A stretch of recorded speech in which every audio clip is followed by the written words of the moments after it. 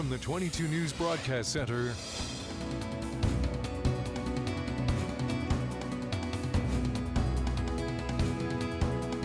this is 22 News in Focus with Patrick Berry. Hello, everyone, and welcome to this edition of InFocus. I'm your host, Patrick Berry. Today, we are at the State House. I'm here with the State Auditor, DiZoglio. State Auditor, thank you so very much for giving me some of your time. I know you're a very busy woman. Absolutely. Welcome to the State House. It's exciting. Sorry I missed you when I was just out in Springfield the other day. No, that is okay. We'll have you back in my studio at some point down the road. Sounds good. I know nothing about what a state auditor does, so explain it to me. Explain to me the position. You're in good company with most people, okay? The good news is I don't audit you, any of you. I am not the IRS. I am not the Department of Revenue. I don't audit individual tax-paying residents. What I audit is our state government for taxpayers like you and those watching at home. And we audit state agencies, entities, and departments to make sure that they are spending our money efficiently and effectively. We conduct what's called performance audits. That's what our office is legally mandated to do under Mass General Law. And what that means is we look at programmatic integrity, or lack thereof, in some of our state agencies. I'm going to start with a very basic example. MBTA, right? Mm-hmm. So everybody knows about the MBTA. And everybody thinks it's awful. So we've been, plagued with challenges at the MBTA, regardless of what administration has been at the helm. I would actually argue that public transportation in Massachusetts has never properly served the residents. And of course, speaking with your senators and your state reps out in Western Mass, for the last roughly 15 years, because I did serve in the legislature for 10 years, I learned a lot about the need for the East-West rail link. Okay, we talked about that. Me getting here today was a brutal experience. Exactly. So we have a lot of work to do, right? The state auditor's office, we do our part in looking at, for example, the MBTA and the Department of Transportation overall, and we will audit their contracts. We will audit their employee training. We will audit and make sure that they're giving penalties out correctly to private companies like Keolis, for example, right? And we will write reports about safety, performance, how they contract out with these private vendors. And you can actually find multiple reports on the MBTA on our website, www.mass.gov/auditor.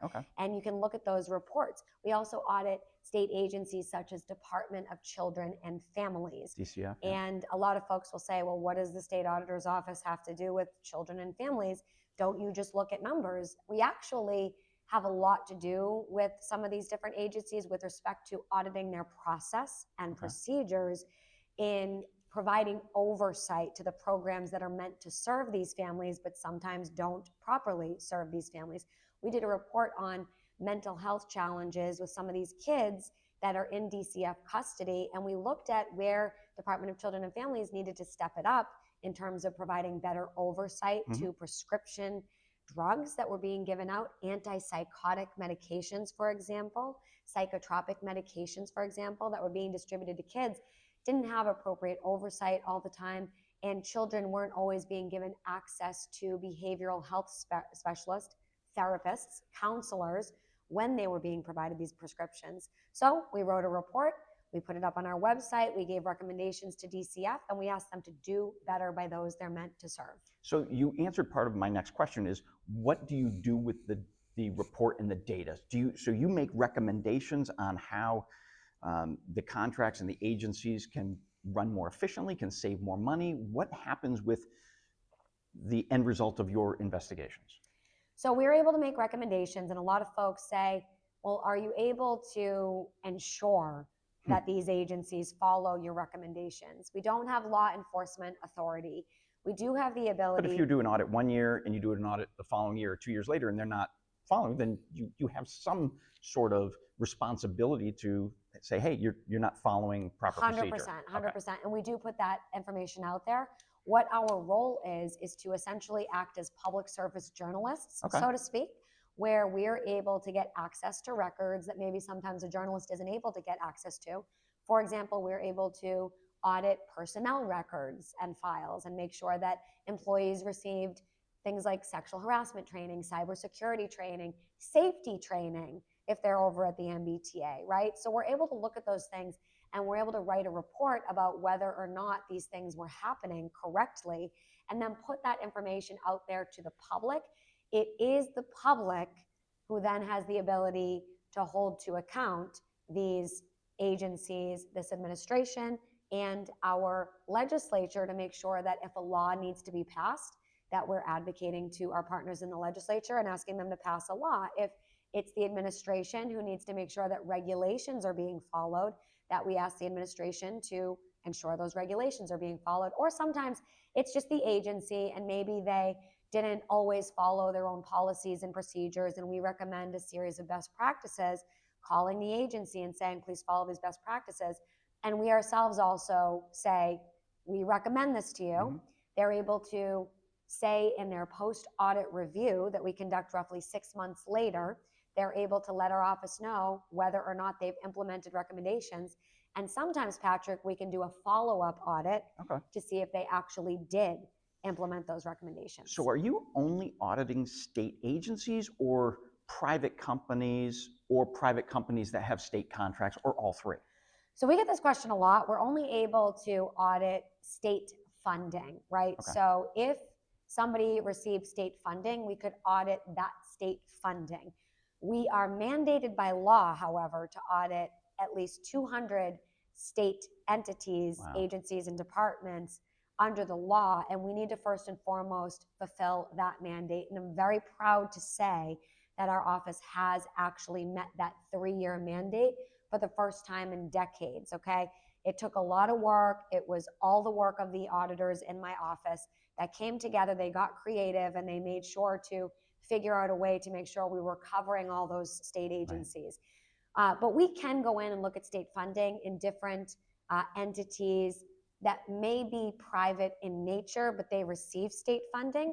The only like maybe issue a local with that, nonprofit that has received state funding, or if there's time, to be honest with you, because sometimes we want to go in and look, but we have to meet our Time state and resources. mandate and follow the law first, right? And as most folks might have heard, the legislature is not my biggest fan right now, and they happen to be the ones who vote on the budget. So we haven't really seen the budget increases that we've requested in order to make it possible for us to really expand our work into looking at some of these nonprofits, for example.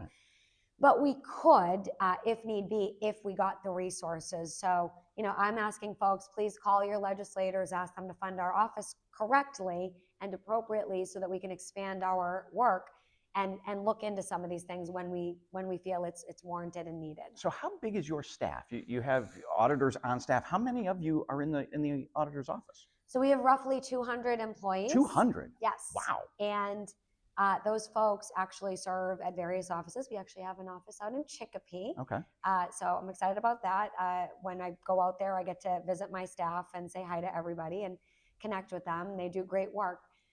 But we have roughly 200 employees, and they work on issues ranging from examining mass health to, again, looking at transportation, to looking at housing, to looking at even the Mass Save program. Recently, we did a report on the Mass Save program and some of the inequities there that impact working families. So they do great work on all these different areas, and we have been able to get out a series of very impactful reports. But many times, you don't hear about what's happening in the auditor's office because these reports aren't necessarily, it's kind of inside baseball. It's a lot of them can be, even though they're impactful, they're not necessarily the hottest topics, right? And I don't know a lot of people, admittedly, who are grabbing a glass of wine on a Friday night and reading and talking about the work you do. So, people aren't always thrilled with tales of auditing, but it is important work that we do. And we are essentially the Chief Accountability Office of the Commonwealth, and we are the voice of the taxpayers up on Beacon Hill. Fantastic. We are up on our first commercial break. Stay with us. We've got plenty more to talk about with Mrs. DiZoglio. Thank you. Thank you. This is 22 News in Focus with Patrick Berry.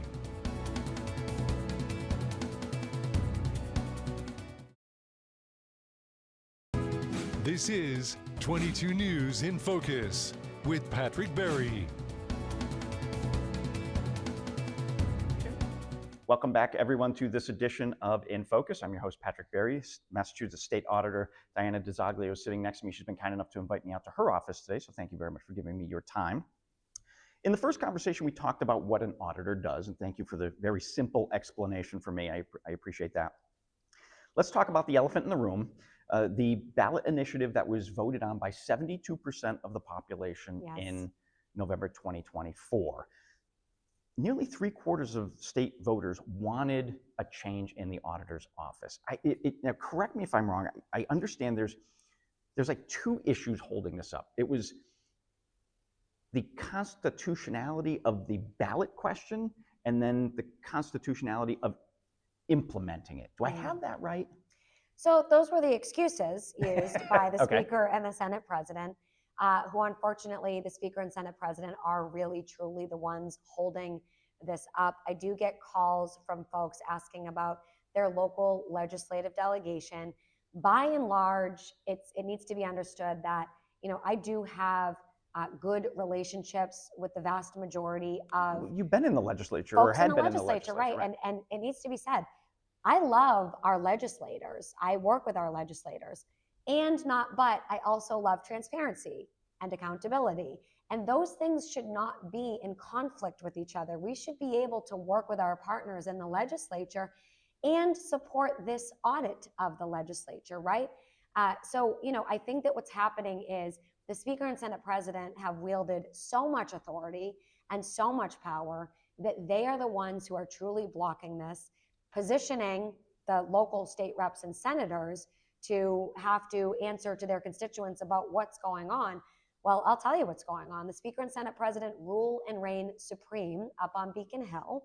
And if anybody stands up to them and says anything to counter what they are saying, which is that they believe it's unconstitutional, those state reps and those state senators are punished by the Senate President and Speaker. They don't only lose their stipends, they don't only lose their chairmanships, but they also could see their communities punished with, the resources taken away from their local community centers, or, the earmark that they were working on getting for a local park or for a local senior center, for example.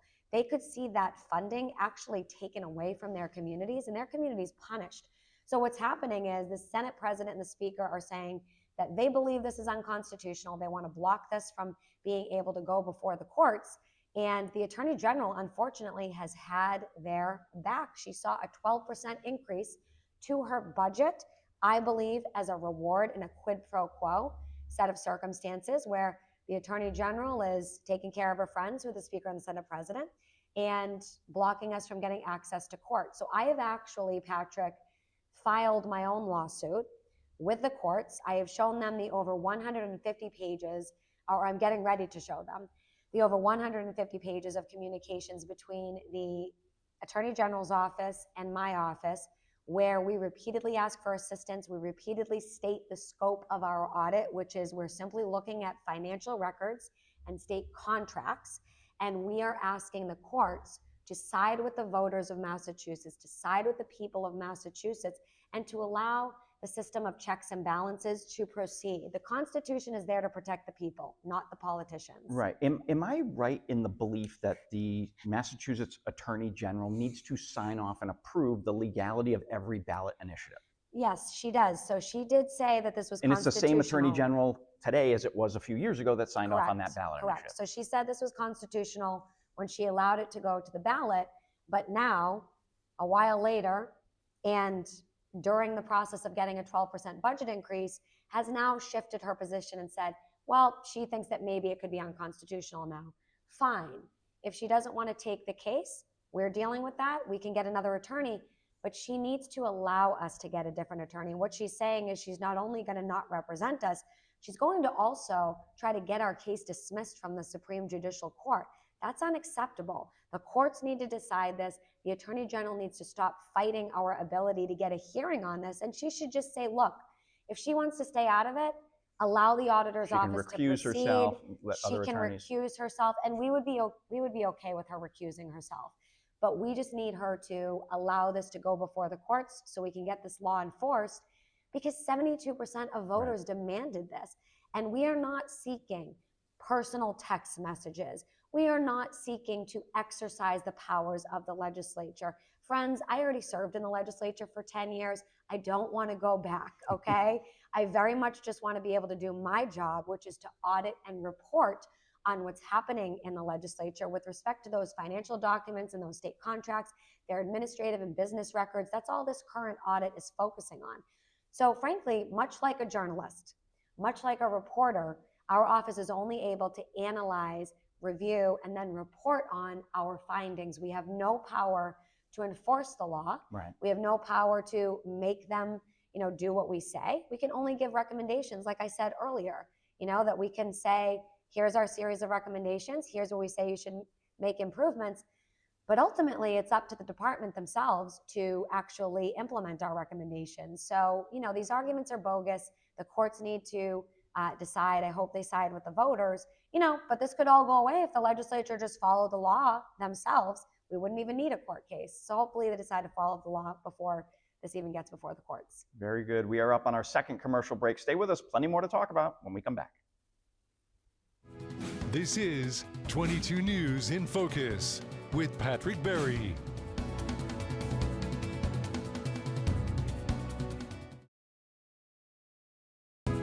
This is 22 News in Focus with Patrick Berry. Welcome back, everybody. We're here at the State House for this edition of In Focus. Massachusetts State Auditor Diana DiZoglio is next to me and has been kind enough to invite me in and explain a lot of what she does. Most recently, I think back in January of this year, one of your reports came out about the public benefit fraud. I think it was in the amount of roughly $12 million. Tell me a little bit about that report and what happened. Look, I'm someone who was born to a 17-year-old single mother. I grew up housing insecure. We moved around a lot. Sometimes we were couch surfing, we called it, and sleeping on friends' couches. And, my mother was able to get apartments here and there, but she really did need help from a lot of folks. And she did receive benefits from WIC at the time, Women, Infants, and Children. Look, she put herself through school. She became a nurse, and we were both able to move forward as tax-paying residents of the Commonwealth. And that program helped us to stay on our feet, for her to get back up on her feet, to make sure that we were able to become contributing members of our community. We need a lot of these public benefit programs for people who are truly in need, but we need to make sure that they're operating with integrity and that the folks who are committing fraud are held accountable so that those truly in need are the ones who are accessing these life-changing services. I'm someone who supports SNAP. I'm someone who supports Mass Health. We need to make sure that we have these programs available for families in need. And the work that we do in the auditor's office is to make sure that we are identifying areas of fraud so that we have the resources we need to fund these programs appropriately. We know that we're seeing cuts from the federal level come down to the state level, and that's really impacting the Massachusetts budget as well, right? So we want to make sure that at the state level that we're doing our part to make sure that we have the funds that we need, the services that we need, and that those programs are operating with a standard of integrity. Do you think that report is the tip of the iceberg? Do you think there's a lot of misuse of Massachusetts taxpayer funds out there? You know what? I think that there's definitely more waste, fraud, and abuse that needs to be identified. The U.S. Attorney Leah Foley has identified, for her part, also millions of dollars in fraudulent cases recently where I believe it was a convenience store and there was $6 or $7 million identified in a scheme. And that office has a lot more investigative authority than our office does. Of course, having accountants and CPAs in our office, we don't have access to federal level investigators or anything like that. We just look at the cases that are referred to us through our hotline or that are referred to us by the Department of Transitional Assistance, for example, right? And we get those cases that are referred to us and get to look into the cases that we're able to using the powers of the auditor's office. What I'm really more concerned about, though, Patrick, is that our own state legislature is violating the law, and they get to engage in millions of dollars of contracting every cycle that they get to spend using their state resources and taxpayer dollars. Do you have a no for example? Oversight. Yeah, I mean, we look at for example, you can see on the comptroller's website, you can see that there are stipends, bonuses, and other payments that are going out. You can see that it appears as though office supplies were being purchased, but we're not allowed to see the receipts for those office supplies, right? We know that there is travel that's allowed, but we're not allowed to see the receipts for the travel, right? So even just things like that, even for just contracts that are given out to consultants, for example, you know, those are things that are supposed to be made. The pennies add up. Yeah, those are things that are supposed to be made available to be able to be publicly accessible to folks. But, you know, unfortunately, our legislature exempts themselves from the public records law. So in your cities and towns in Western Mass, for example, you're actually able, any resident of the Commonwealth is able to call your municipality, your city or town, and you're able to ask for the receipts. If you want a receipt for a certain expenditure, you call, they have to give it to you. Oh, okay? interesting. But our legislature is able to exempt themselves from the public records laws, and they don't have to follow the public records laws. So because they are not subject to the public records laws, you know, this audit that we've been trying to conduct is one way to get access to how they're spending our money, access to those receipts. But without access to the receipts, Patrick, I'm a lot more concerned about how our legislature is spending money than I am about these other programs, to be honest. Is it as simple as a law change? They need to vote to change to be able to provide those receipts? Yes, well, there are bills for consideration. And again, I'm in my office, so I'm not going to campaign for anything that's going to be, you know, something that could be on the ballot. But stay tuned. There'll be more about that moving forward. Fantastic. I can't thank you enough for allowing me to take some of your time today. It was certainly a pleasure to learn about you and your office. Thank you so much. Look forward to speaking again, Good seeing Patrick. This is 22 News in Focus with Patrick Berry.